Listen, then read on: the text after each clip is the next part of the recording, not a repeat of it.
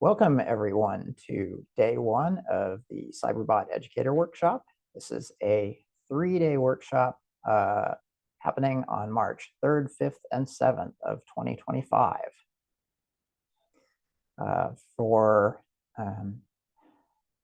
any of you who would like to follow along with the slides, and I strongly recommend taking these slides and bookmarking them because they will have many links in them that I will follow and that you may find yourself wanting to revisit later. So I am going to paste this in the chat at 3:03 p.m. and 43 seconds Pacific time. There we go. We also have the bit.ly link, and if you wanted to, for example, take a picture of this on your to follow along on a tablet, that's great too. One thing that you'll probably want to do if you have a single screen is to exit full screen view. If you have more than one screen, don't worry about this because you can have the Zoom meeting up in one screen and then be using another to program your robot.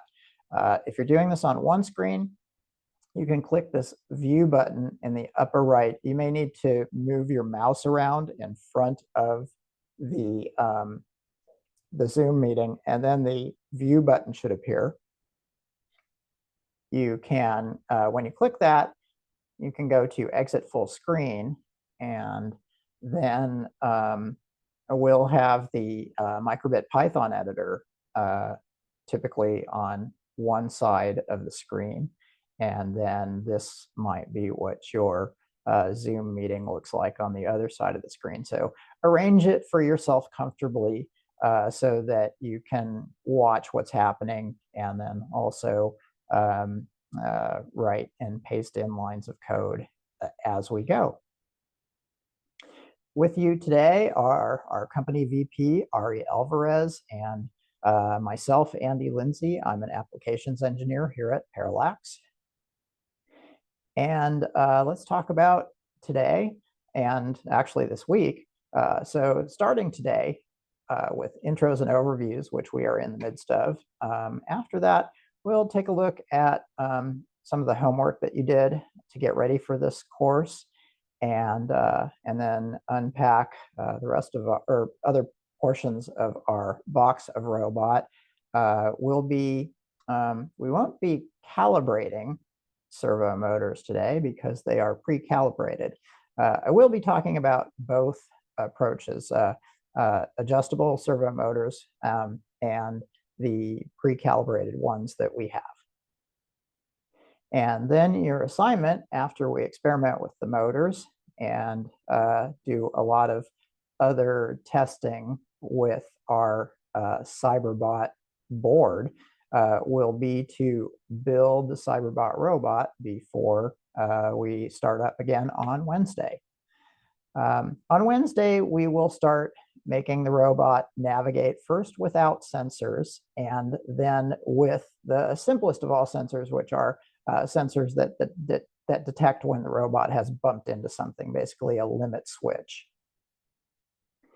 Then on Friday, we will do navigation with sensors where the robot does not have to bump into something to detect its presence. And after that, we will take a look at some of the cybersecurity material that we have published for the Cyberbot and educational resources, and talk about basically teacher resources and classroom implementation. As far as the goals and learning outcomes, the main one is that I hope very much that you enjoy working with this kit. Having fun with the robot is a good litmus test for your students. So we'd like everybody to try to have fun and participate. And along the way, we'll be talking about many resources. We've, over the years, gotten a number of calls from teachers who either said, my student asked me this, or hey, our class is stuck on this. And so I'll be emphasizing those things. This one, adding the Cyberbot module, is something that we'll be doing today. And it's basically just configuring software so that your programming environment knows about the extra code that will be under the hood, and you'll just be depending on to get things done for your robot. Centering servos, which you will not have to do because our servos already know that when they receive a particular electrical signal to stay still, they will stay still. They don't need a screwdriver to have that done to them. And so that'll be nice. We can just experiment with the servos a little bit instead of adjusting them to stay still when they're supposed to. I'll talk about finding and fixing syntax errors. Circuit building, maybe, I really think that circuit building will do more on Wednesday. Access to educator resources will be on Friday. Understanding the Cyberbot module and hardware interaction is something we'll talk about today. And after you've gone through this course, I'm hoping, and I'm pretty sure that you will feel confident in being able to use the Cyberbot and show it to your students. And you'll be able to both mechanically and electrically build a robot and also write scripts for it to make it do stuff. Think about any questions that you have, and we'll try to make sure that those get answered during the workshop, and then share with educators and your students. Okay, discussion is encouraged. Please feel free to just unmute yourself and say, "Hey, Andy, I have a question," or "Hey, Andy, could you hold on a second? I'm not done with that step yet." You can also enter that into the chat, and Ari will give me a heads up to have me either answer a question or wait a certain amount of time before continuing. Okay, intros and overviews. The first thing that I'd like to talk about is the robot brain that we'll be using.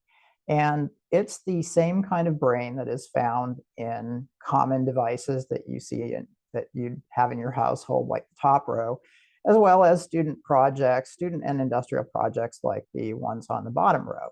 The top row, there's a programmable device in all those things that will be monitoring for circuit changes underneath the push button, say on the digital alarm clock or underneath the keypad on the microwave oven. And when you, say, press on one of those keys, a programmed microcontroller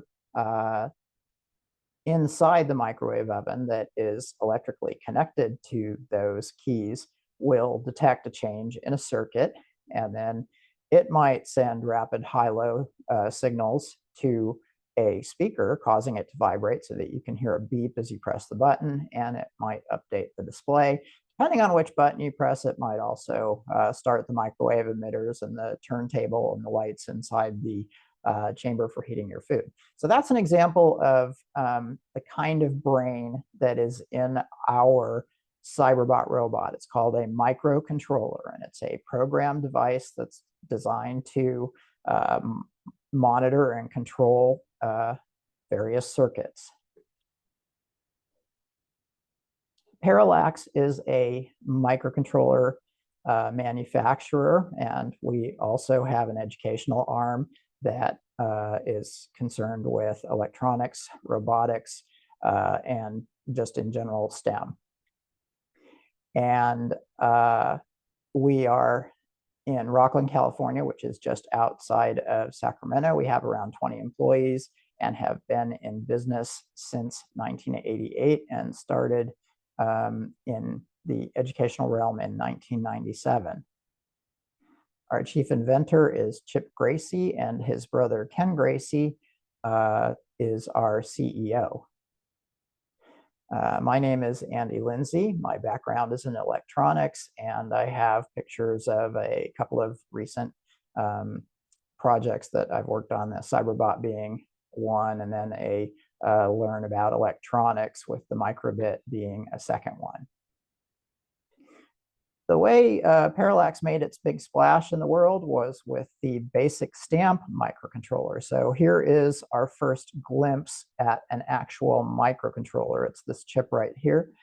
And this module made it so that back in the late 80s, early 90s, this module made it took it from a technicians and engineers realm to something that a hobbyist or an educator could work with by instead of using a challenging language like assembly language, Chip Gracie made it so that this thing could be programmed in BASIC, and it became very popular and pretty much changed the face of hobby electronics, hobby and educational electronics.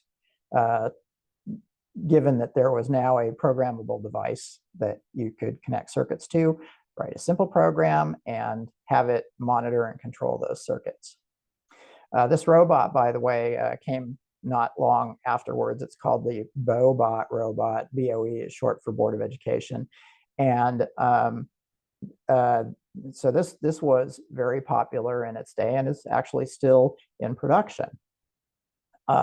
As various new microcontrollers entered the market, we came out with robots and curricula for each one. And so we have started with the basic stamp BOBot. Then when the Arduino came along, we put one of those on a robotic shield and made the BOE Shield Bot. Later, Parallax created a multi-core microcontroller, which is a kind of a unique thing, and so we set up a robot around that, and then most recently the microbit, which is really a fantastic educational tool. One of my favorite things about it is that unlike the rest of these, there is no extra software required. When you plug it into your computer just automatically recognizes it without needing to install software. That's especially relevant in education because it saves lots of back and forth with your school's IT.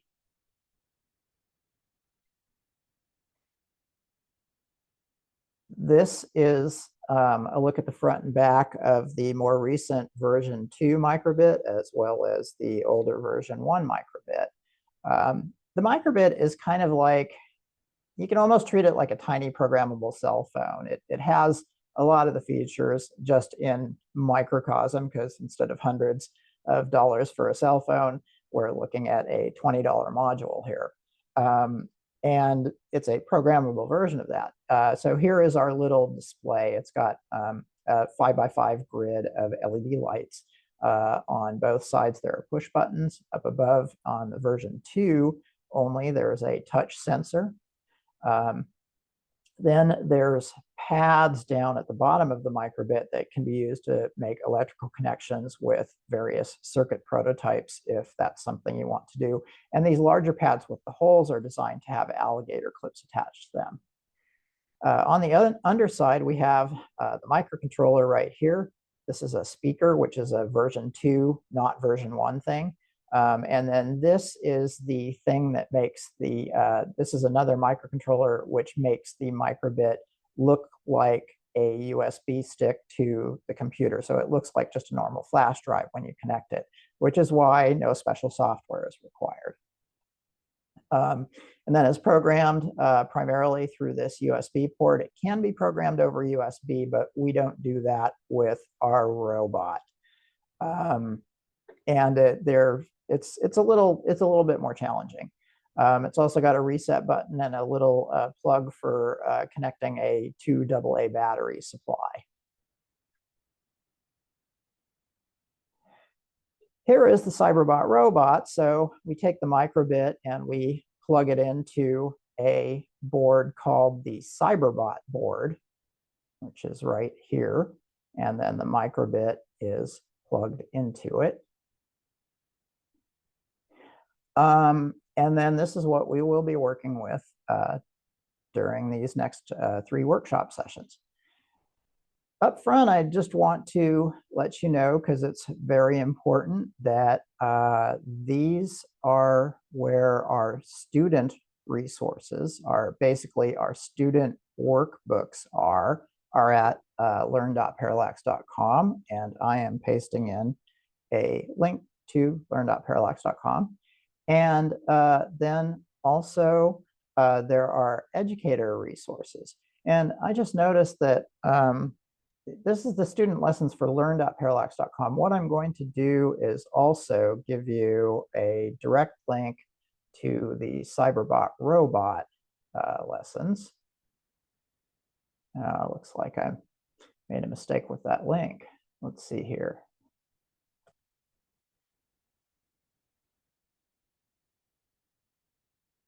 Okay, so I'm at learn.parallax.com, and Cyberbot is under the grades 9 plus, although we should also add it to the grades 5 through 8, because when you follow Cyberbot, what you will see is that there is a make code. This is a block programming version of the Cyberbot textbook for students. And then this right here is the Python version. We'll be doing the Python today, but most of these things, the activities will be the same regardless of your programming language. So here is a link to the Python textbook table of contents. So this is basically a student textbook / workbook / lab manual all in one. And then if we go to educators, there are Cyberbot resources. So there's things like standard matrix is publicly available, but then there's educator only access to assessment materials. We'll be talking about this on Friday. We'll be having you between Wednesday and Friday, making sure that you can log into learn.parallax.com as an educator. Some of you may already have signed up at learn.parallax.com, and those of you who have not will receive an email explaining, well, we'll set up an account for you, as well as explain how to log in. And again, that's between Wednesday and Friday. But I do want you to hold on to this link as a paste place to find educator resources. There are also purchasing resource sites. Here is a link for Cyberbot purchasing, in case at some point you decide you want to equip your class. And then here is the same for the microbit, and you can follow this, for example, if you wanted to get microbit club or go bundles. The go is an individual microbit at under $20, and then the club is a 10-pack at about 10 times the price.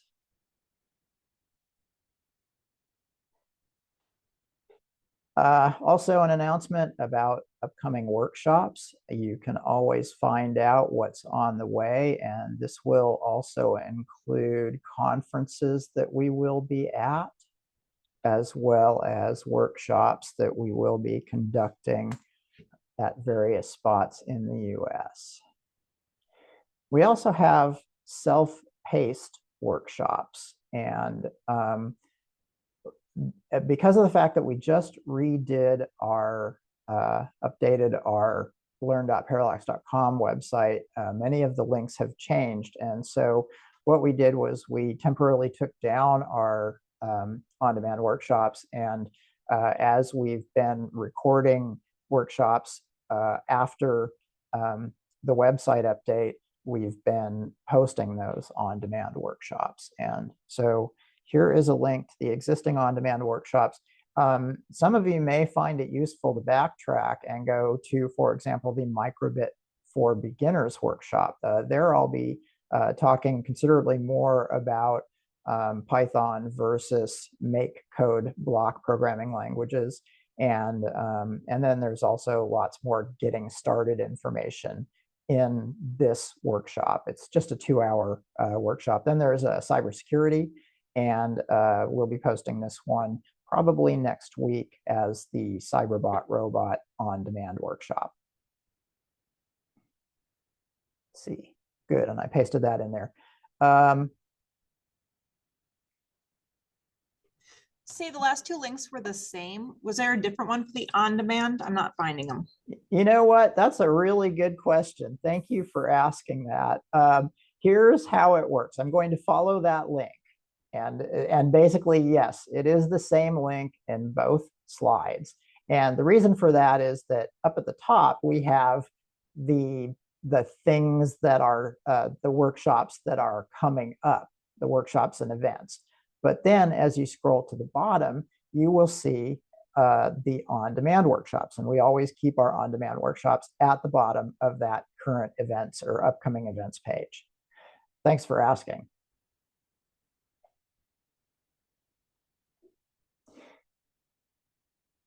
All right. So I'd like to talk a little bit about getting started with the microbit, with the robot, with computer languages. That is one, especially getting started with computer languages. I've noticed that at workshops, from time to time, teachers will reach out to me after a workshop session and say, hey, you just covered a lot of programming language. I feel super overwhelmed about this. And so I have something to show you just to talk about learning a computer language, because that is something that it would probably double the length of this workshop if I really, if we really wanted to all become proficient in Python as we went through this. What I'm going to be doing during the workshop is showing how Python, the programming language, and there's always going to be an equivalent block programming language, or rather almost always. I'll point out a few places where there's not an exact equivalent activity. But since you could also end up using the block programming language instead, I think it's better to talk about what each robotic example does rather than go into detail on how the code gets it done. And so what I'm going to do in just a little bit here is show you a trick for learning programming languages. I've used it a lot for my own professional development, and I've used it with students, and they've responded very favorably. It's I feel to be a very reliable way to pick up a programming language in short order, and we have resources to support it at learn.parallax.com. That said, let's take a look at, first of all, here is a link to the, I'm going to follow this and make sure it's correct. Yes, this is the make code version of the Cyberbot stuff that we'll be working on today. Okay, and then next up will be the Python version.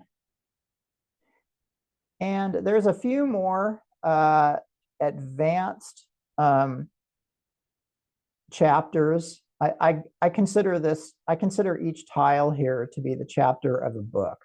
And basically, when you follow one of these links, it takes you to the table of contents, and then you can follow links to any given chapter in here. And usually the prerequisites start with software and then any computer science, Python programming kind of thing.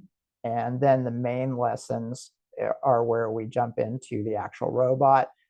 Later on, there's also some cybersecurity oriented lessons because the microbit is able to communicate over a radio network. That radio network can be left unencrypted to demonstrate a whole lot of ways that things are either monitored or even hacked into without somebody knowing, and then how to prevent those kind of things with the use of encryption and other techniques. The projects are, some of them accompany sold separately kits. Some of those sold separately kits are included in larger class packs of robots, and then others are just sold separately kits. And I'll talk more about that on Friday. So this is the kit that you have can be used for going through the prerequisites and the main lessons. And then there are some sold separately items for most of these, with the exception of the sumo contest, which currently the tilt controlled version of it, you simply need a Cyberbot and an additional microbit. And let's see, did I remember to paste this in?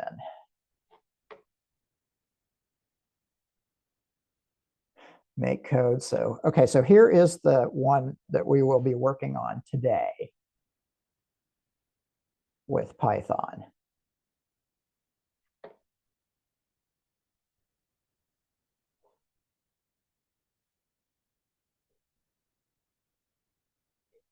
Okay, so in review, mostly, what we did prior to the workshop was just make sure our microbit worked. So we went to get started with the microbit and Python. And we checked to make sure that we've got everything we need to plug the USB cable into our computer, and then continued from the cover page into the chapters table of contents. And then what we had you do was flash scripts with the Python editor. And so what you did was you followed along with the video and or the checklist instructions below that video to basically go to python.microbit.org and flash a script into your microbit. I'm going to just demo this very quickly here.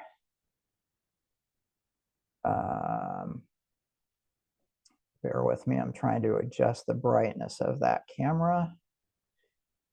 And unfortunately, uh-oh, what happened? Okay. See if I can get things organized here so I can get to the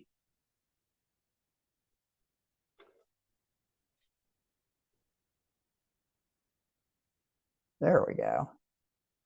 Okay, so most of you have already done this, and that is open up your box with the Cyberbot in it, and then at the very top is the Cyberbot board that you might not have opened up yet, but we will be working with this today. So I'll come back to this one. And then digging further into the kit, you found the the USB cable, and then the microbit module. And it looks like I got one with blue trim this time. All right. And so what you needed for the getting ready for the workshop was to simply take the USB cable and plug it into the microbit and your computer.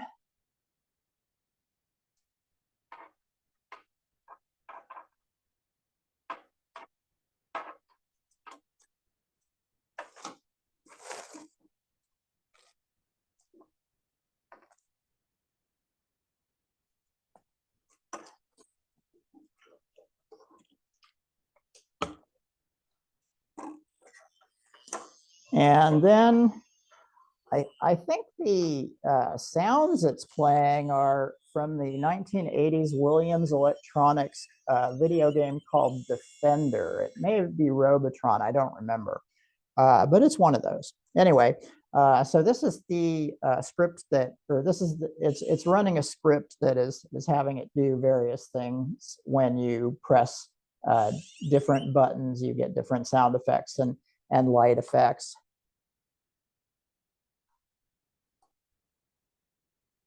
Oh, come on. It's telling me to press B. I'm not sure what it's, oh, there we go, okay. All right, so then what we did, getting ready for the workshop, was to go to python.microbit.org, which I'm going to paste into the paste. Try one more time, paste, there we go. Okay, so that is python.microbit.org. It will redirect you to /v/3. You can go to python.microbit.org and then you will end up back at /v/3. It's version 3 of the software. All right. Next up, we hit send to microbit, selected our microbit from the list of 1, and then hit connect. And then after we connected, the script started loading. And the first time you do that, what the software is doing is it's updating the runtime engine inside the microbit so that it's the latest and greatest that will execute these statements that are in your script in the best way possible. And it takes a little bit longer to load that script into the microbit. Once the script is loaded the first time, any other script that's loaded won't take very long.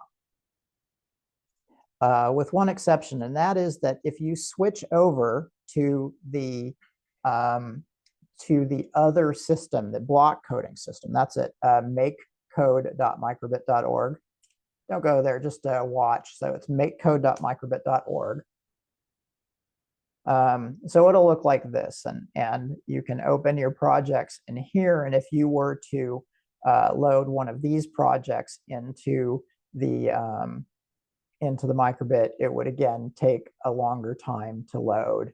And so anytime you go back and forth between languages, the runtime engine inside the microbit gets updated to work with whichever language you're using. Now, in the chapter, the getting started chapter here, there are several pages. Many of them have videos, and then, of course, equivalent checklist instructions. And so I'll just quickly talk about what happens here in this getting started chapter. But I'll just show you quickly, I think, as opposed to going through each one. So the first thing I'd like to show you is, well, we already talked about how to load a script into the microbit. You can also save your script. Now, when you save a script, my first project, when you save a script, you have to name it first, and that name is up here. And for example, now that we've saved it, we could rename it and call it my second project and confirm that. And then if we make a change like image.happy instead of image.heart, when we save it, we'll have a different file name, and those, when we save it, they end up in your downloads. And so I'm going to open up Windows Explorer and go to downloads. Bear with me a second.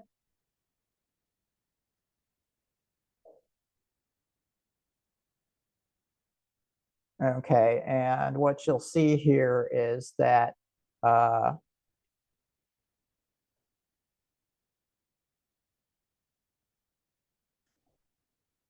hoping this appears to be zoomed in. So we have my second project and my first project right here in the downloads folder. And that's going to be the downloads folder, regardless of whether you're in Mac, Chromebook, or Windows, or even Linux. It should put it in the same downloads folder for you. So that's save. And then you can open a script by hitting the open button, and then it will take you to downloads. And one tip there is what you can do is in your view, there's or when you right click rather, you can usually sort by, and it might sort by name, but if you sort it by date modified, and then also descending, let's see here, sorry about that. Basically, you can right click and sort by date modified and descending, and then your scripts will end up on the very top. And so now that I'm opening a script, so I hit open and this open dialog appeared. And so we have image.happy, which is in my second project, and then I can double click my first project. It'll ask if I want to replace it. Yes, because I saved the other one. And now image.happy has turned into image.heart, which is what we can see right there.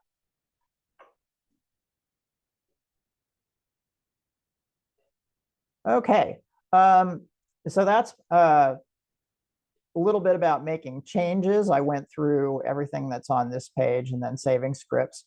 Editor controls, we have a video about that and more checklist instructions.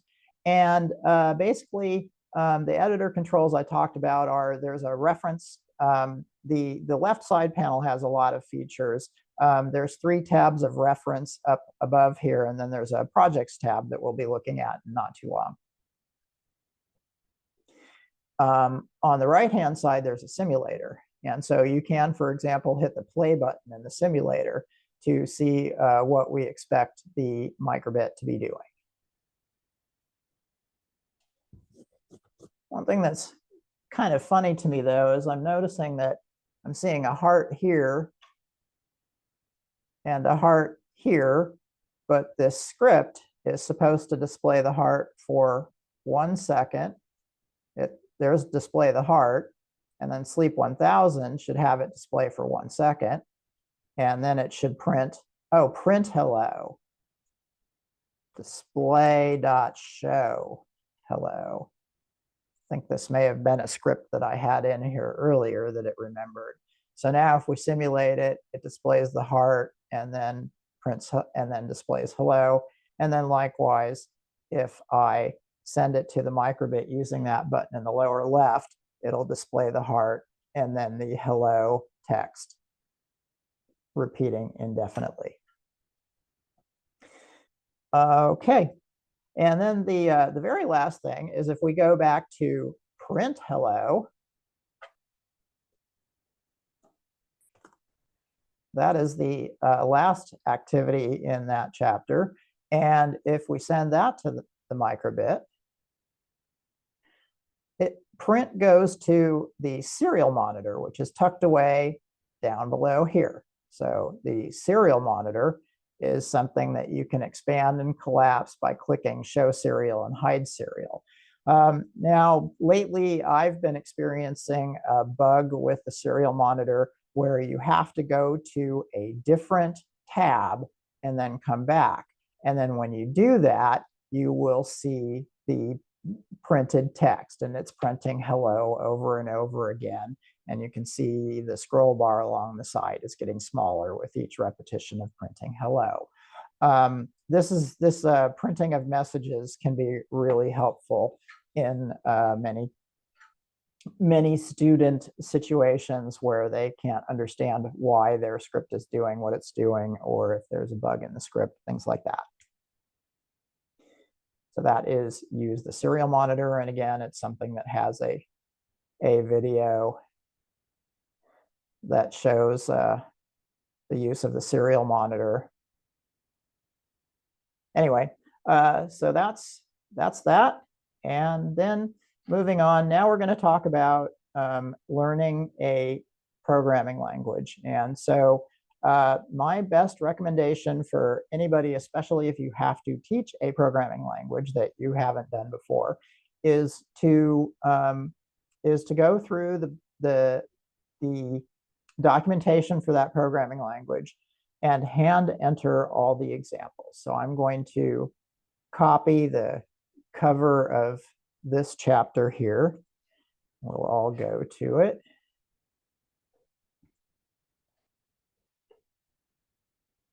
And so what I normally do, what I have my students do when learning a new language, is go to that tutorial, writing microbit programs in this case, and have it side by side, tiled side by side with your software, which in this case is a web editor. So going into the textbook, I guess I need to zoom out on this a little bit. You'll be going through just like your students will be doing. I'll just want to do it ahead of time, is to read the explanations, follow the instructions. I'll paste in the page I went to here. And then most importantly, for the sake of having it sink in,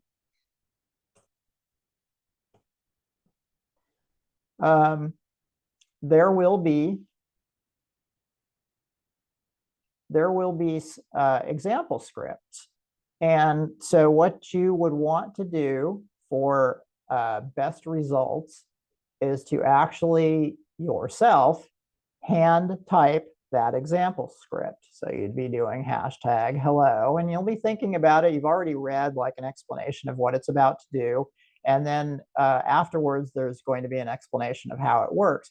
And this essentially gives, it allows the brain to process the Python or the MakeCode script in a more detailed way than if you were to just copy and paste it in. Copying and pasting scripts is one of the biggest underminers of being able to learn any given programming language.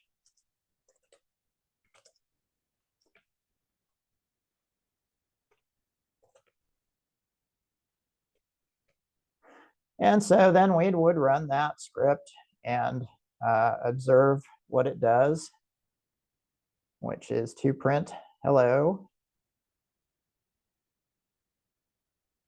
And then read about why it did it that way and how it works. Let's see here.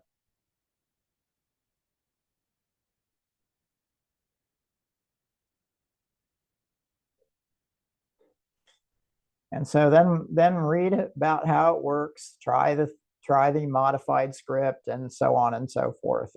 And if you go through it that way, I think that 95% plus of you will be ready to teach it to your students. You can always contact us at education@parallax.com if you have questions as you go. And of course, I encourage you to also use other Python programming tutorials, which you can find by simply doing a Google search. Sometimes those are also useful. And one great thing is that MicroPython for the microbit is very similar to Python for computers. And so the lessons and the explanations of how things work are similar. Now, another thing to keep in mind is that there is this nice left side panel that has all kinds of reference. So for example, if we wanted to ask ourselves, hey, what does display.scroll, what does that mean? Well, okay, we can find display in the contents here and then follow it, and then we'll see some examples. Now, again, I like to type it in, but they do have it set up so that you can actually just drag an example onto your script and have it appear there.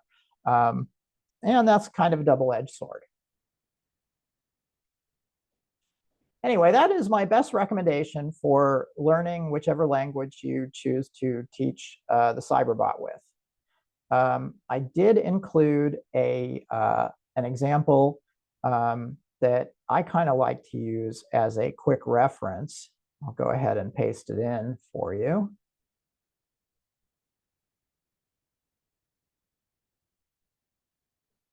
And it is, as you can see in the slide notes as well. So you can try that out. And this is one where you will have to hit the enter key to have the script work. You can just paste it in one window. I'm going to actually create a second window and paste it in there too, so that I can briefly talk about it.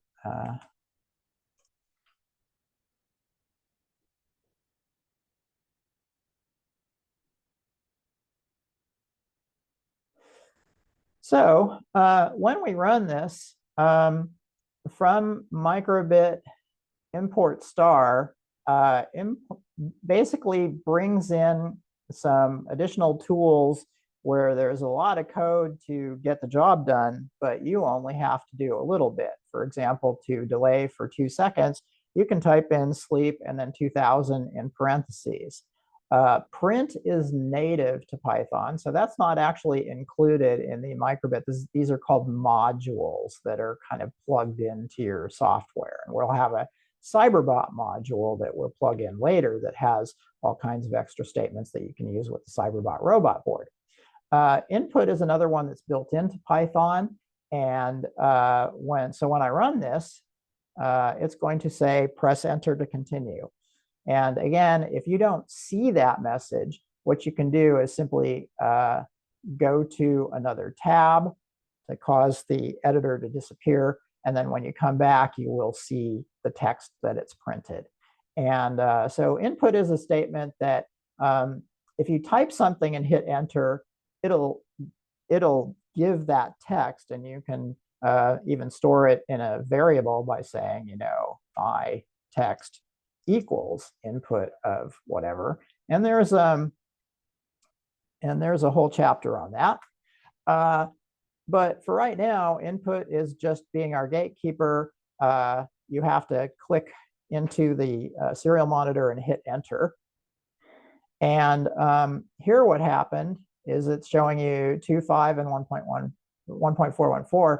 And this is an example of remembering. The most basic things that a script is going to do is it's going to communicate, it's going to remember, it's going to calculate, decide, and repeat. And one thing I'd like to point out is that when we were looking at our get started with the microbit, or I'm sorry, our programming primer, which is the one where I was hand copying code, the writing microbit programs chapter here. When we go into here, what you will see is that there's communication, scrolling text, and then there's some more about images. Then there's remembering, calculating, deciding, and repeating. And a few extra topics as well. But the basics are in there, and that's the basics of pretty much any language. Oh, darn it. I might just want to rerun this here. I left the screen and so ended up losing. Try this one more time.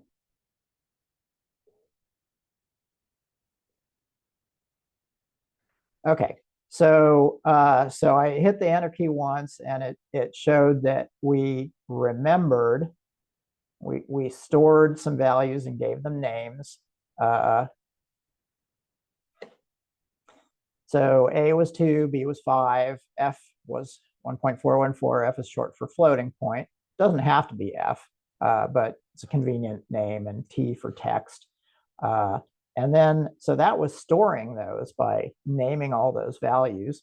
And then to recollect them, they can just simply be used as arguments in this print statement. And again, this is something that I'm just kind of going through very quickly, and there is a nice methodical approach that you can use in our chapters to learn Python. So when we press enter the next time, we have C equals A plus B. And let's see, A was 2 and B plus 5 was 5. So I would expect C to be 7, and then I would expect it to print that here.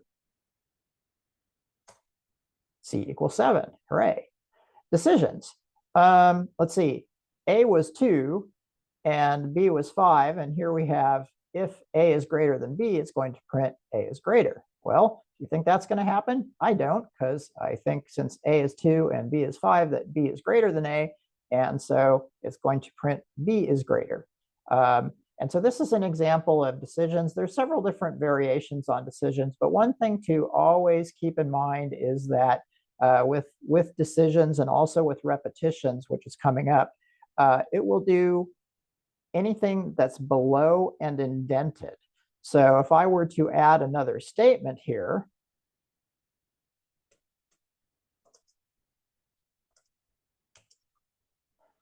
it will also print that. But if I had, but this part right here saying, well, if it's the other way around, then it's moving on to the next thing. So this is considered a block of code right here. And this is what's getting done in this conditional if statement as far as decisions go. All right, so when I hit enter, we expect to see B is greater. And there we go. Okay, and then for counting, this is the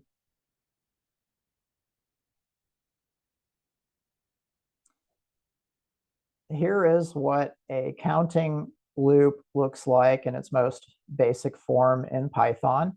You can use the word for, and then there's the name of the variable that you want to store each value that it counts through. And then we have our start value and then our end value plus 1, meaning that this will only count to 9.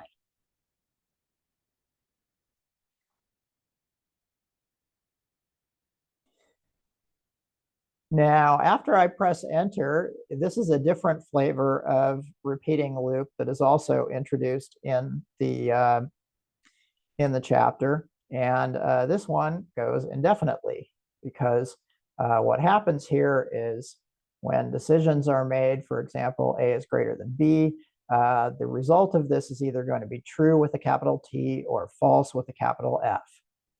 Well, here is our true with capital T, meaning there is no condition involved in repeating this. It's going to repeat no matter what.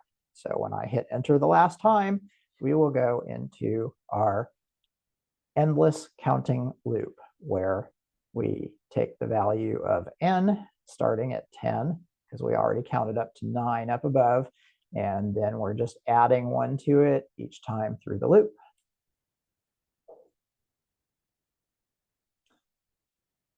Okay, reminder that you can always feel free to jump in and ask questions or make comments, and then Ari will bring them to my attention if he thinks that they need to be addressed during the workshop.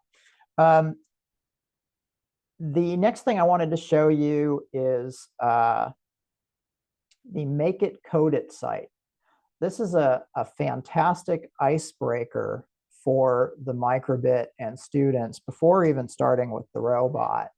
And the way it works is that when you go to the Make It Code It site, I just pasted it into the chat, by the way. It's microbit.org/projects/make-it-code-it. And also, of course, the link is right here on the slides.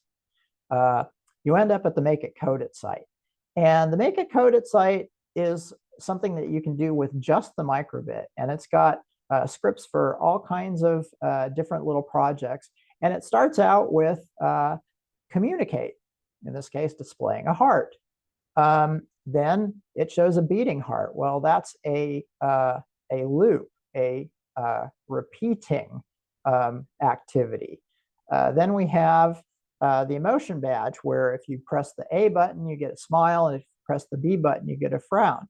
So that has added in the conditional part of scripting. And then when we go further down, we'll get a complete application. For example, the step counter. So here we are with the step counter, and I'll go ahead and, I'm not going to paste it in just yet. So as you can see, there's little videos that accompany it and a brief explanation of how it works. And when you scroll down to the code, you'll be presented with the make code blocks version of the code. But there's also a Python tab.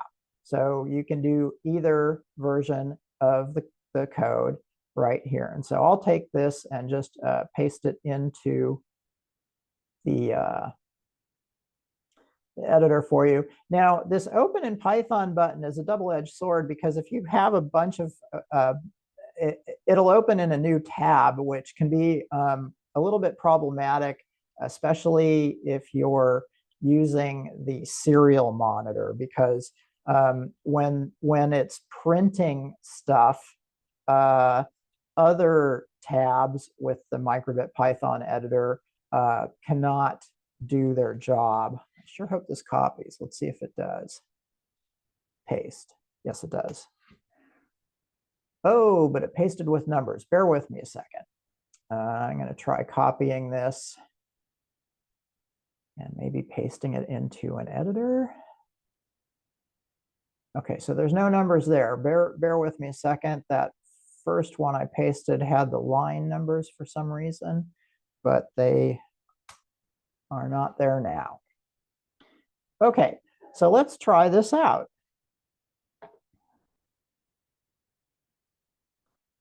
Camera.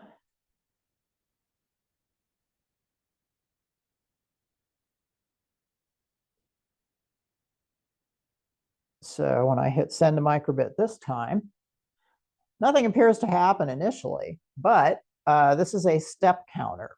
And so each time you shake the microbit, emulating taking a step, it will increase the number that it displays on the screen, on its display. And this, incidentally, is an example of a application that contains all the different little pieces of the programming language. We have remember here, we're storing a value. Here's our repetitions, our while true infinite loop. I mentioned that anytime you have a loop that, well, I mentioned anytime you have an if statement or an elif or any of those, that if you want something to be executed, it needs to be below and indented. And then the next non-indented level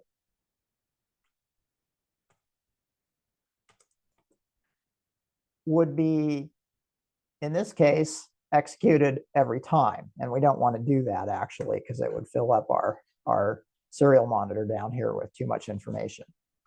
At any rate, so when you have looping, you need to be below and indented. And then when you have deciding, you need to be below and indented as well. So everything below this while true is going to get executed, but these two statements are only executed whenever a shake gesture was detected since the last time it checked.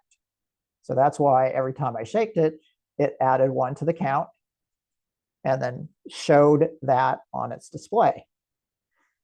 And so again, that's remember, repeat.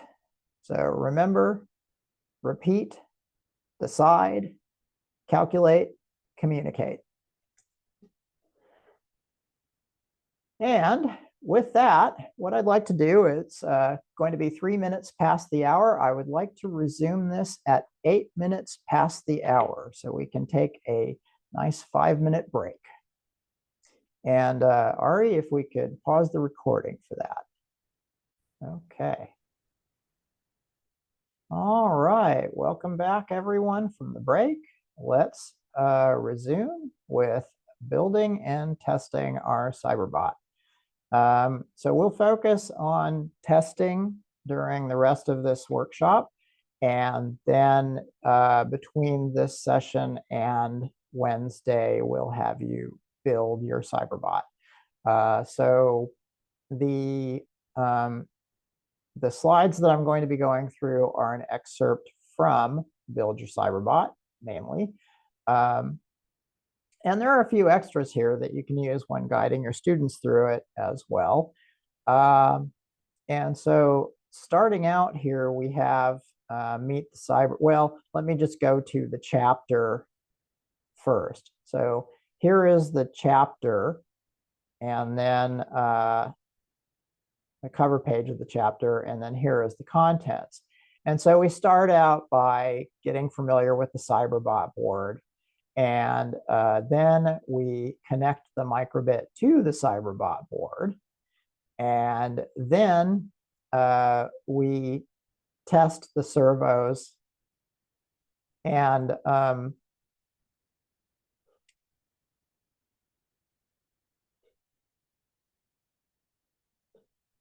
there's a nice little YouTube video down here for adjustable servos. So again, our servos are the factory-centered kind. And so basically there are some instructions here that say, oh, you can just skip to the next step if you have these servos that have a factory-centered sticker. And by the way, this is what a servo looks like. These are the motors that will make your robot's wheels turn. And they come in adjustable and factory-centered flavors. We have the factory-centered version. And so after identifying that, we skip on. But for those of you who have older, actually not necessarily older, because depending on supply chains, sometimes we do include adjustable servos in the Cyberbot kit. And so what you have to do is you have to connect those servos, and then you have to run a script that that sets the wheel speed to 0, and then they might turn slowly. And so then what you would do is you would use a screwdriver to adjust adjust a little screw inside a hole that's behind the servo, and that looks like, okay, right here.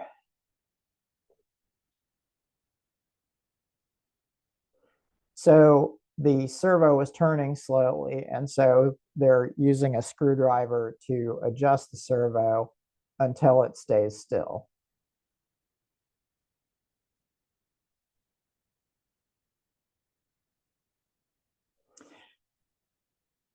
So that's the adjustment that we won't have to do. But I think it's going to be worthwhile to connect the servos to our board and just run a few speed tests. And then after that, we'll put it together.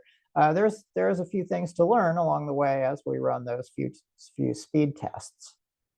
And so the chapter goes on, and eventually we get to building the Cyberbot robot. So, but for these next few slides, it's going to be getting familiar with the Cyberbot board, which is the larger black board that the microbit plugs into, and connecting the microbit and then testing the system. So the Cyberbot board looks like this, and it has a lot of features. Here's the socket that you plug the Cyberbot into. There's a battery supply that goes into this barrel jack right here. You can plug a speaker into, there's a speaker with 2 pins that plug into the 2 holes in the speaker here. There are little pins sticking out of the Cyberbot board that you can plug three-wire servo cables onto. There's a couple of built-in lights that you can program to turn on and off. There's some direct connections to the microbit pads here. And then there's actually a separate microcontroller underneath the Cyberbot board. I'll come back to that. And there's a 3-position switch where position 0, all the way this direction, is all power off. Position 1 is all power except for the motors, which is very useful for testing, for example, sensors that you build on here. You can run a full application, but if you just want to check and see how the sensors are behaving, you can set it to 1 and all the rest of the board functions, but the motors don't turn. And then if you want the motors to start turning, you can set it all the way this direction to position 2. And so what happens is that the microbit executes the script you write, and it communicates some of the statements that you write to a microcontroller that's underneath this breadboard. It's called the propeller microcontroller that is designed and designed by Parallax, and it's a Parallax product. And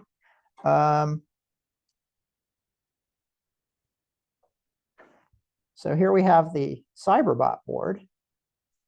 And then here is the propeller microcontroller right there. And so this is a coprocessor that works in concert with the microbit to get stuff done in terms of controlling the servo motors and then any circuits you might have built on here.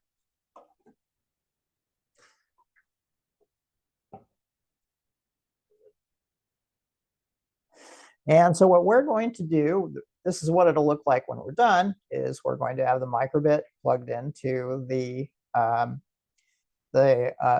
board socket. We're going to have the USB cable connected to load scripts. We're going to have batteries connected through and plugged into the socket. And we're going to run a script and verify that this light blinks. And that will mean that our entire Cyberbot system is working out just fine. So what I would like you to do at this point is grab these 3 items to start with. You actually need 4 items. Oh, well, no, you don't. You don't to start with. You really do need 4 items here. You need your 5, I should say. You need your AA or yeah, 5 AA batteries, the battery pack, the USB cable, your microbit, and your microbit board. Those are the items that I want you to grab.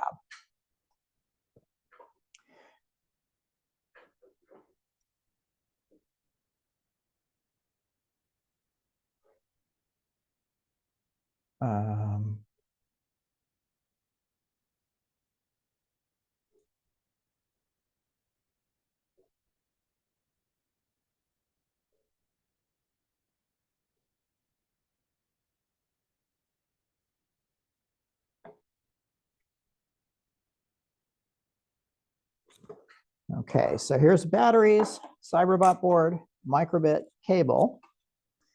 And so the other item we need is the battery holder, I believe. So that's in this bag with the robot chassis.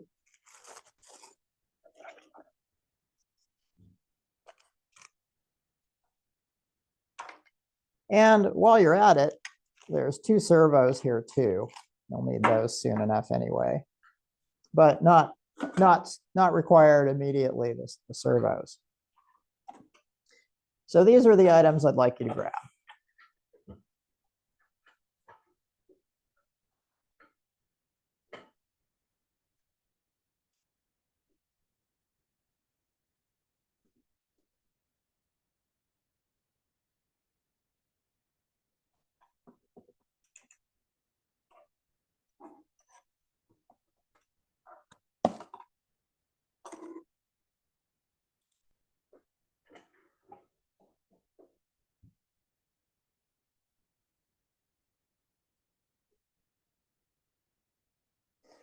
All right, so are we ready? Give me a thumbs up in your reaction. So there, if you wiggle your mouse over the Zoom presentation, there should be a, see, where is it?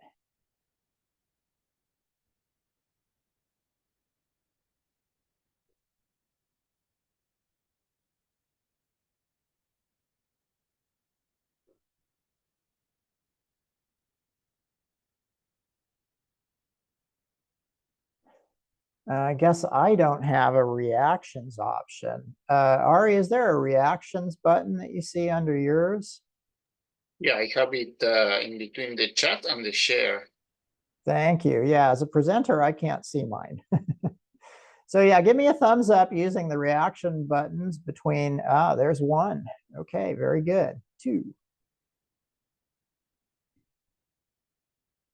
3, excellent. 4, nice work, Ari. 5.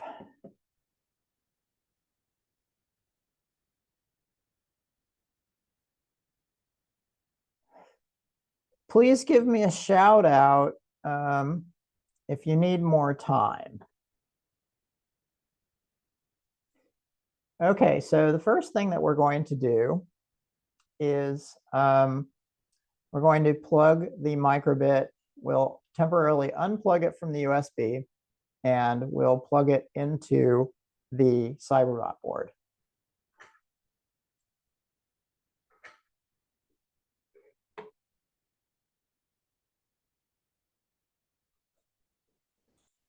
So temporarily unplug it from USB and then plug it into the Cyberbot board. And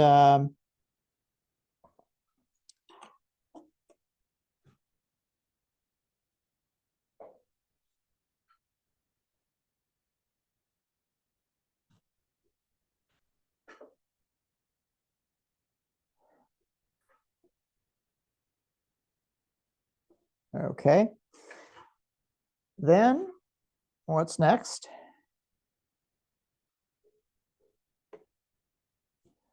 We've got all these parts. We plugged in the Cyberbot board. And then the next thing I think we need to do is load the batteries into the battery holder.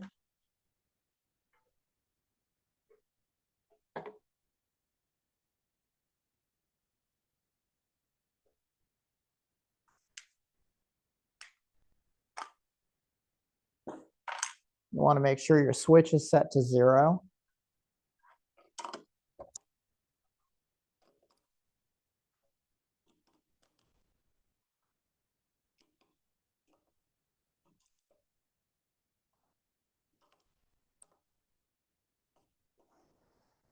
And so the switch should be all the way to the left.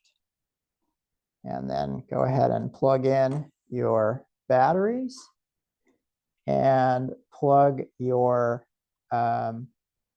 USB back in. And then you're ready for the next step. So go ahead and give me a thumbs up when you are ready. See, I have an older board. Do I screw it into the top or bottom of the board? Okay, so for that, you let me give you the instructions for how to attach the microbit to a Rev B board. Rev A or B. Oh, thank you.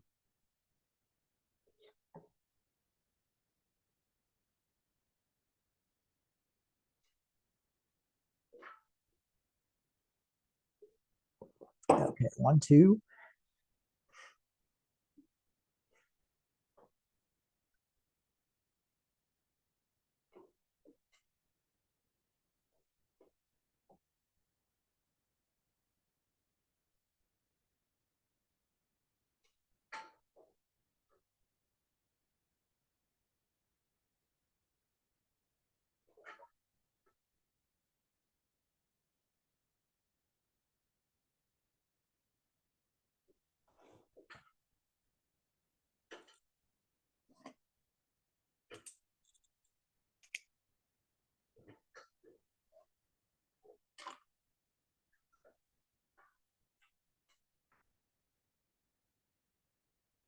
Okay, everybody ready? Go ahead and unmute and give me a shout out if you need a little bit more time.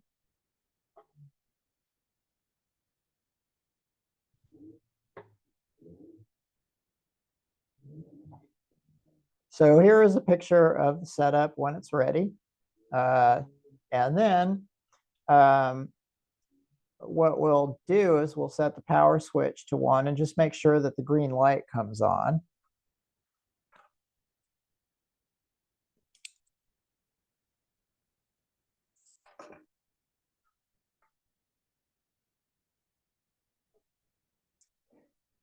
Next, so here's mine. So here's the power switch at 0.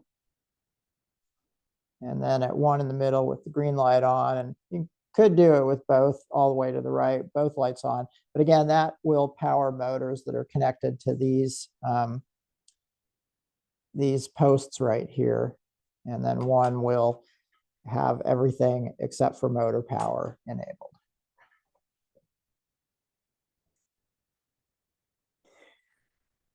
So the next thing that we need to do is we need to add a module. So you might recall that one of our earlier scripts had from microbit import star. And I mentioned that microbit is a module which has code that does the hard work for accelerometer was gesture and display.show. And so we have a module for the Cyberbot robot. And what you're going to do is go to the this page, and I'll show you how actually to navigate there, and then I'll paste the link in. And the link's in the slide too. You could, for example, click this and then just follow the link. Where is it? Let's try on the previous page. Okay, so here's the link. You can also click this one. It's the same link. And then I'll paste that into the chat. And this chapter, this one-page chapter, is called Add Modules to Your Microbit. And it's really important to right-click this link right here and select Download.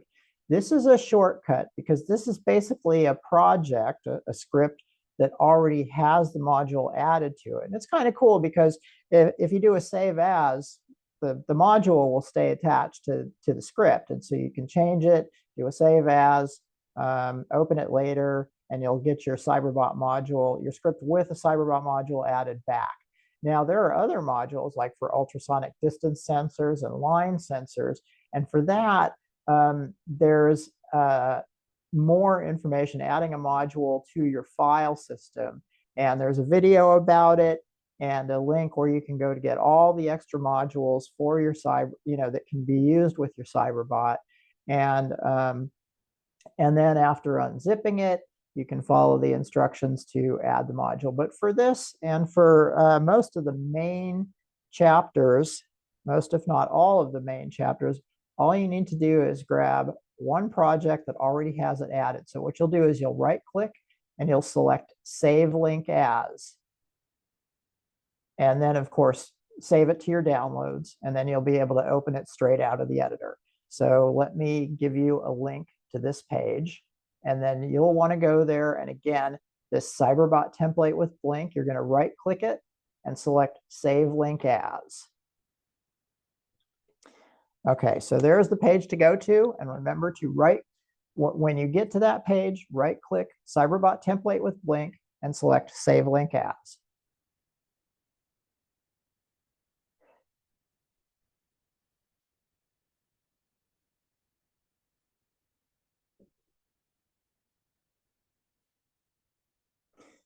Then, over here in your Microbit Python editor, what you'll need to do is click Open, and then open the Cyberbot template with Blink that you just saved. And it'll ask you if it's okay to replace whatever you were working on, and I think it probably is.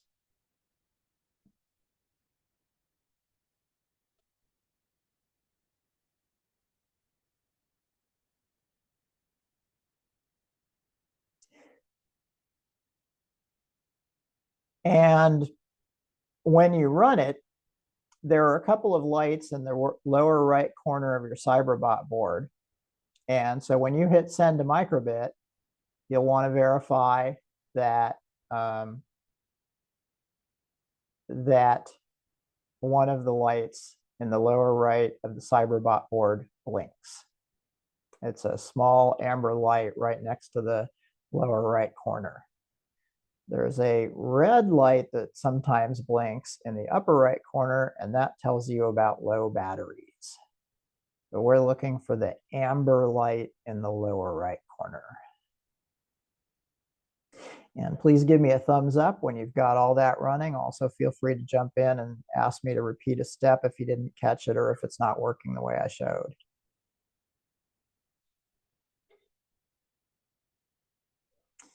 One thumbs up.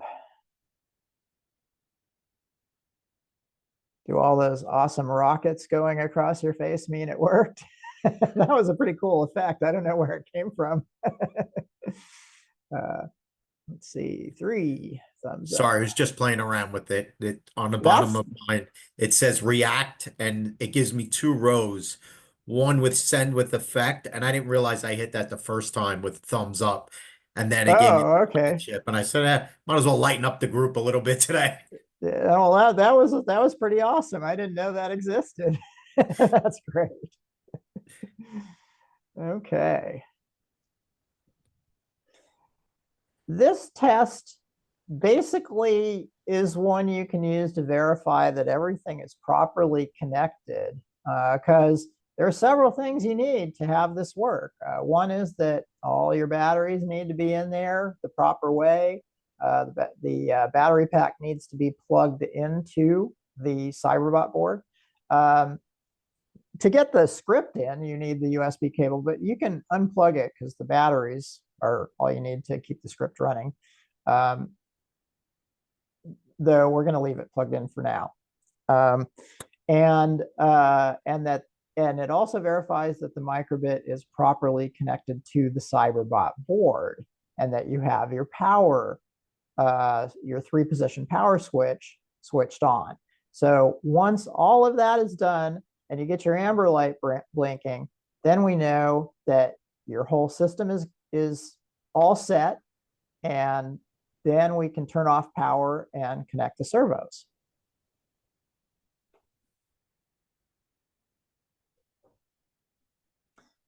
So for turning off power and connecting servos, and by the way, here's a slide with that right click and save link as. And I actually have slides for every single step of this because it's pretty important. One thing that I forgot to show you is that after you've downloaded this, if you look at the project settings, there's a button in the lower left that says project. And if we look in here, we have main.py. That's this script that makes that amber light blink. But we also have cyberbot.py, which this may not display the same as you because you have to go into a setting to actually get it to let you look at and adjust the module, because that can, any adjustments in here can cause things to not work properly. But this is the module code right there. So that's what it's taking care of for you. And then this is the main code. Now, if we went separately, don't do this, just watch. But if we went separately to microbit.python.org, no, I'm sorry, python.microbit.org. And we have their default project. If we look at their project here, see, there's just main.py. It's because we don't need the Cyberbot module just to display a heart and scroll hello. Whereas when we have a Cyberbot project, we need main.py and then that extra code that's in cyberbot.py that we don't ever actually need to look at. Always want to stay in main.py. And then just close the left side panel so we don't look at it at all. And so here we have bot of 21. That is to make the light corresponding with that's labeled P21 blink, and write digital of 1 turns it on, and sleep 250 leaves it on for a quarter of a second. Then bot of 21 write digital of 0 in parentheses, turns it off. We wait another 250 milliseconds or a quarter of a second before repeating a while true loop that I talked about earlier.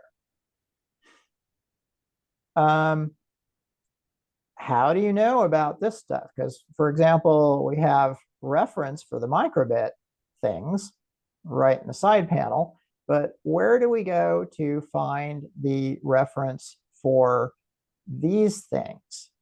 That's a little bit ahead in the presentation. So I'm going to have to jump ahead and then come back. So the cyberbot.py module is one of a zipped set of modules. You can download the whole zip set here. You don't need to do this, but I'm going to paste the link in anyway, just so you can download a zip of all the modules that are for the cyberbot. And then there's also a reference link. And then, of course, when the chapter guides you through this, there's also a reference and download link in the chapter. Paste. There we go.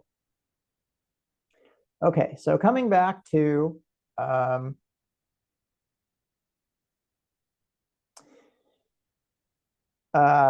so that's one thing is if you don't have the cyberbot module, and this will happen with students, they'll forget to open a template or a previous script that worked with the cyberbot. So I'm going to, please don't do this, I'm just going to delete it on my end. Okay, when I delete it, this is something that you might see sometime, as a student might come up to you and say, you know, Mr. or Mrs. Insert your name here. Wow, I've got a lot of errors in my code, but I don't think I typed any of it improperly. What's going on? And when you see this, one thing you can do is ask them to check their project settings, which is that button in the lower left of the Microbit Python editor. And what you might see is that all you have is main.py. And so what they can do at that point is, if they've been writing code, you can select all and then copy the code to keep it on the clipboard. And then we can also then go and open the template file that was previously saved.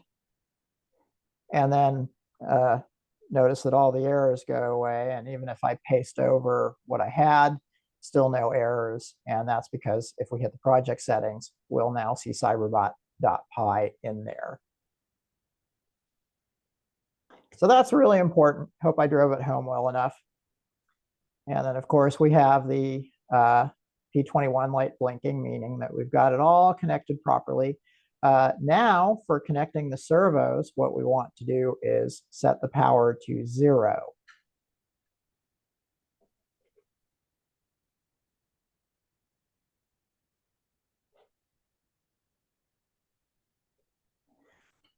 So we are going to set the power to 0. And now we can connect our servos. I'll show you real quick how that works. So this again was the slide about the reference, and there's also in this slide kind of a quick reference for the various things that we can do with the cyberbot module. One of them that we're going to use very shortly is servo speed, because we are going to connect our servos, which is the center of the servos first in the textbook. And so that's this page that we were already at, where we identified the servos.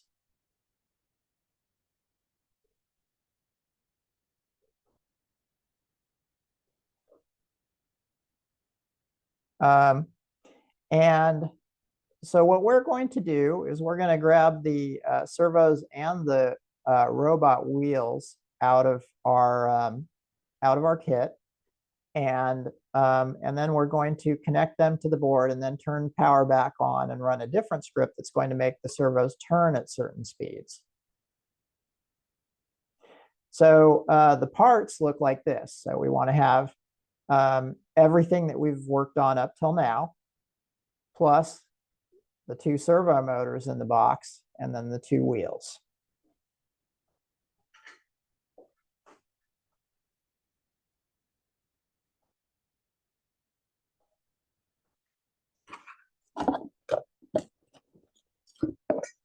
So the wheels are in this largish plastic bag. Note also that there's a nice little wrench in the plastic bag. So make sure to keep track of that, because we'll be using that between tonight and Wednesday night to construct the robot. There's also a screwdriver in the kit. But for now, I'm just going to grab the wheels out and then leave the other robot mechanical parts in the bag and put it back in the box.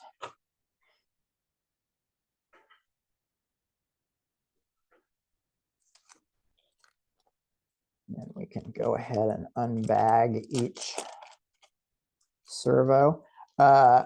All points bulletin, you really need to save these parts.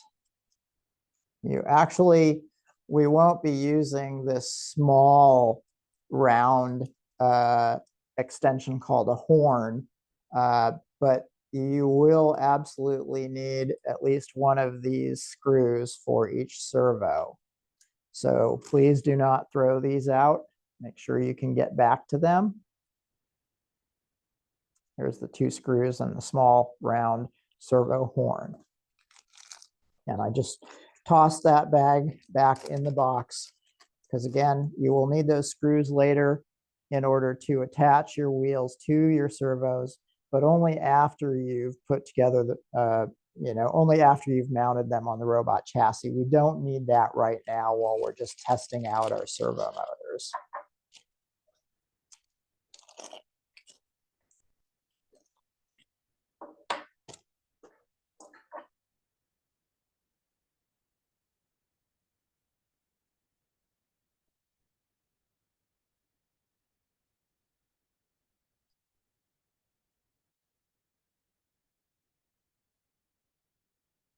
I'm tempted to just leave this little zip tie on for now, but I think I need a little bit more leeway than it gave me. Okay, so there's one servo ready to plug in.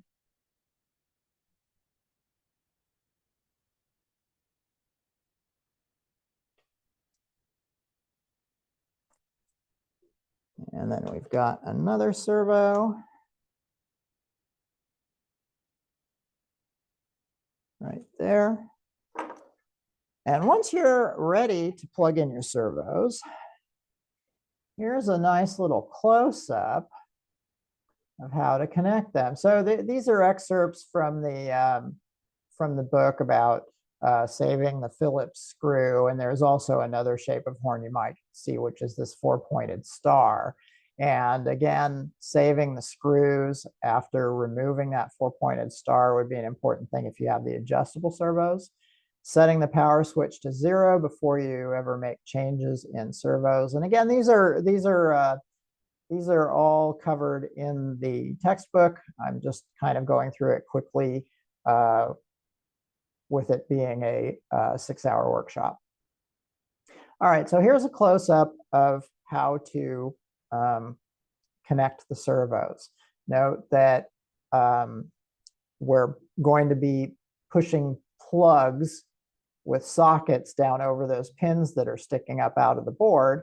And we want the white wire to be closest to the edge of the board and the P18 and P19 labels. So we have 2 plugs here.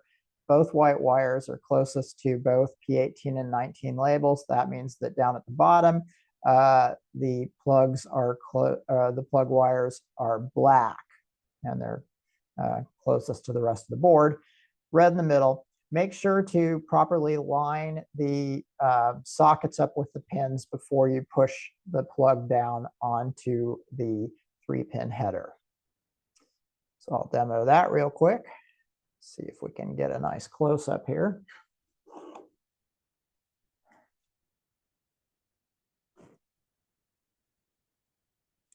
Okay. So again, we want the white wire in the cable closest to the edge of the board. And then we want to make sure that the holes in the socket are lined up with the pins. Then we can push it all the way down over the pins. So we don't want to see any more than just the barest small amount of pin visible.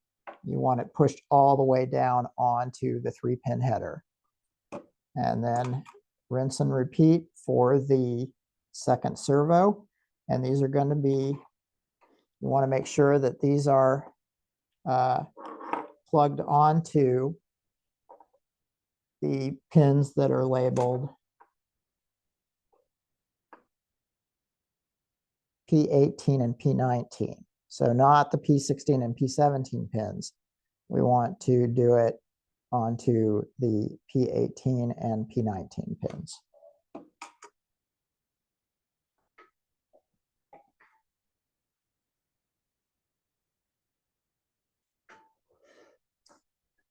And after plugging those in, go ahead and the wheels have a small end that eventually the screw will go into, and then a larger hole on the other side. That larger hole gets plugged onto the servo's output spline. That's the metal little shaft that's coming out of the servo, which is what turns when the motor is running. And do that for both servos.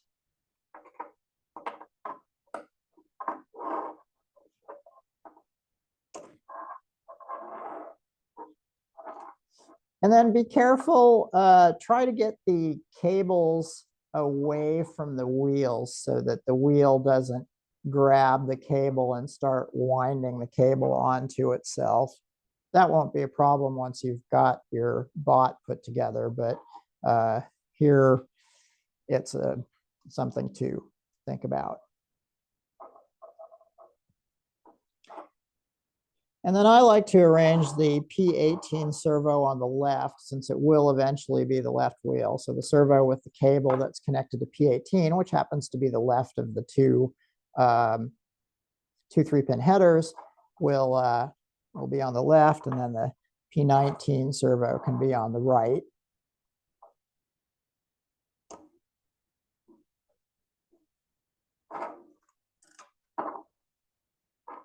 Just trying to get them so that the cables won't get stuck in the wheels. All right, I think I got it.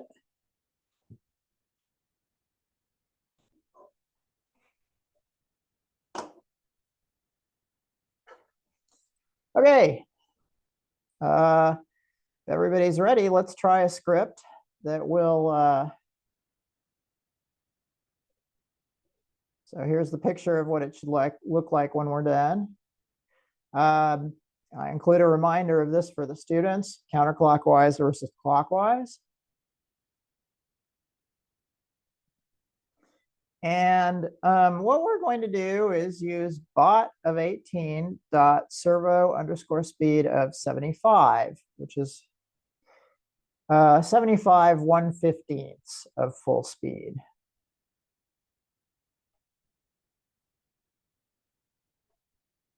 Okay, so let me see if I've got that typed out for you already. Yes.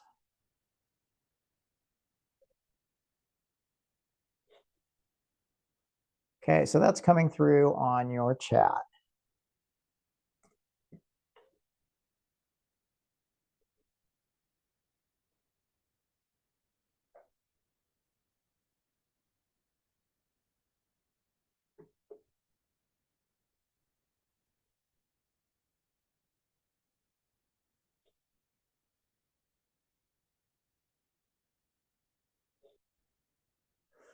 And a shortcut to, instead of shading the whole thing and right clicking and selecting paste, which you can totally do, what you can also do is hit Control A, or I think it's Command A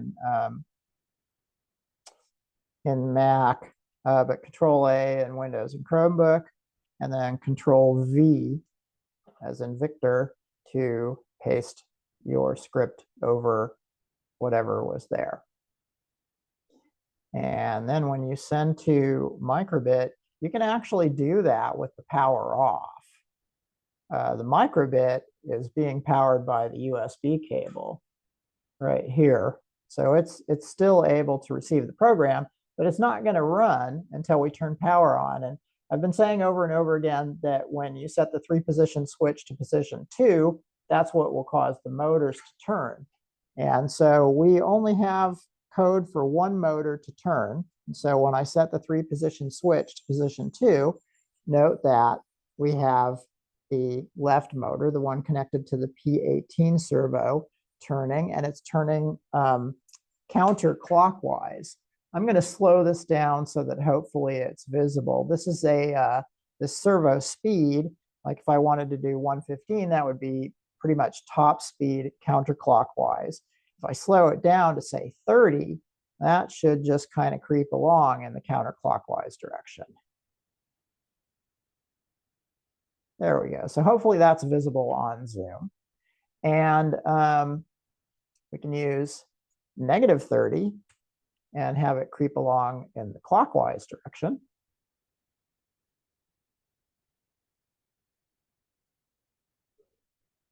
Or we could try 0 to make sure it stays still, and that's what, or not -0, just plain old 0. And then that would be what we would want to verify if we had adjustable servos. And then what I'd like you to do is copy this and make a copy of that and do it for P19. And then we'll maybe set that one to -30 and set this one to +30 for P18. And run that and verify that the P18 servo turns counterclockwise and the P19 servo turns clockwise. That will translate to forward robot motion on Wednesday. I'm going to paste that in.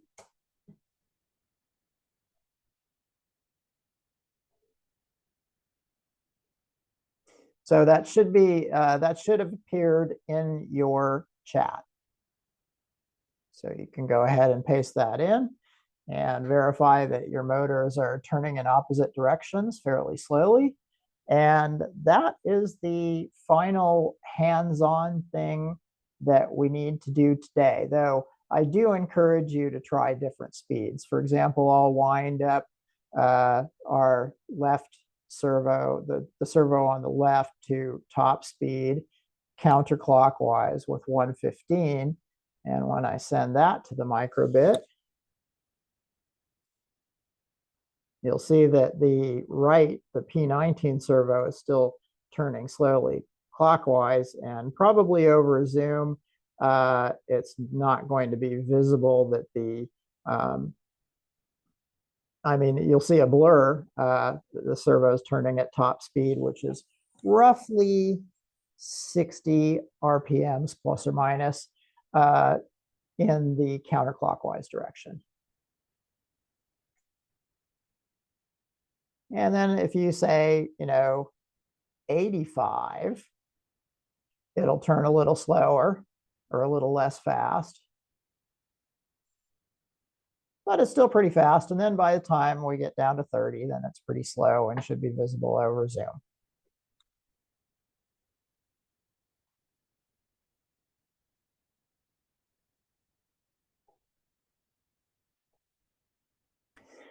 Okay, how's it going? Can I get some thumbs? Do you have, all right, good job. So we've got some servo motors turning. Excellent work, everyone. Great. So we are all set then to put our robot together. So I'd like to talk about that next. And as the last thing, well, unless the slide reminds me otherwise, let's see here. I did throw in some troubleshooting stuff in the slides. These are also things that appear in the web textbook, along with trying different speeds and directions. And in the textbook, it also talks about the 3-position switch. These are all just excerpts from it. Another thing is, if you want to restart your script, so you can, of course, run it if you happen to be connected to the computer still. But if you're not connected to the computer, you can press and release this button on the underside of the microbit to restart the script. And then this is a helpful little visual that I put into a,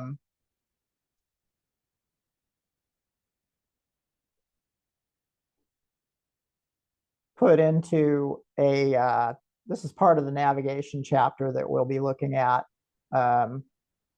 And that's actually also where the counterclockwise, or we have a reminder of counterclockwise and clockwise here.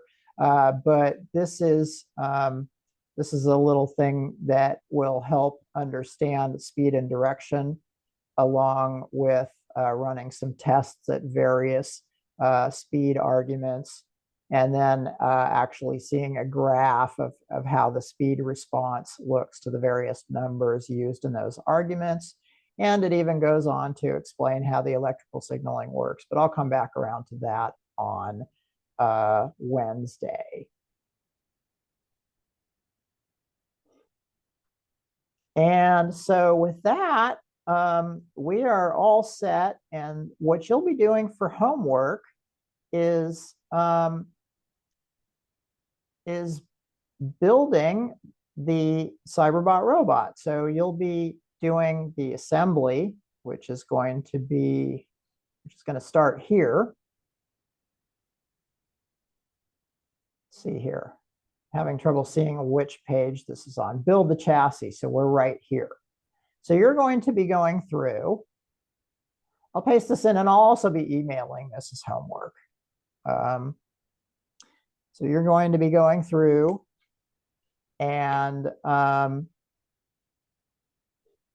you've already done this, so you can skip the putting the microbit together, and then just next page. And then this was the connect the servos first. We're done with that too. But then you'll get to build the chassis. And that's, pardon me, that's where you will take an inventory of the parts in your box and then start putting together your robot. And normally what you'll see is a before and an after picture, along with a list of the parts you need.